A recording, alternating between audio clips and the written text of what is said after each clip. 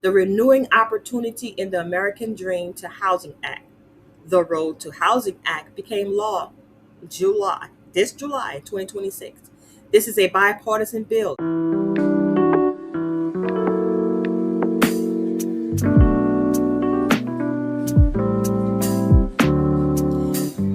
Let's start with what ROAD actually stands for because the name tells you the mission. ROAD, Renewing Opportunity in the American Dream to Housing. The bill addresses the housing affordability crisis that Congress identified as driven by four compounding factors: the rising housing prices, elevated mortgage rates, increasing property insurance costs, and housing supply constraints in markets across the country. Title II carries 13 sections and sit at the heart of this legislation because you cannot solve a housing shortage without building more homes. Here's what Title II actually does: zoning and land use reform.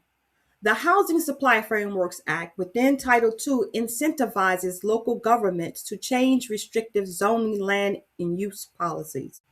Vacant structure conversion. The Reside Act, revitalizing empty structures into desirable environments, authorizes programs to convert vacant commercial and office buildings into residential housing. In a post pandemic market where office vacancy sits at a record high, this provision unlocks existing structures as housing supply. For buyers, every one of these provisions works towards one outcome: more homes available in your price range in your market over the next 24 to 48 months.